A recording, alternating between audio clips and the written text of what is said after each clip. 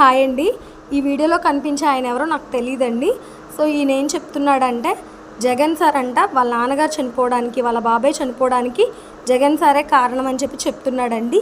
Sir నేను అడిగేది ఏంటి అంటే మిమ్మల్ని, నిజంగా మీ దగ్గర సాక్ష్యాధారాలు ఉంటే జగన్ సారే వాళ్ళ బాబాయ్ని వాళ్ళ నాన్నగారిని చంపేశారని చెప్పేసి మీ దగ్గర ఎవిడెన్స్ కరెక్ట్గా ఉంటే మీరు ఎందుకు సార్ ఇంత డిలే చేసి ఇంత ఆగుతున్నారు?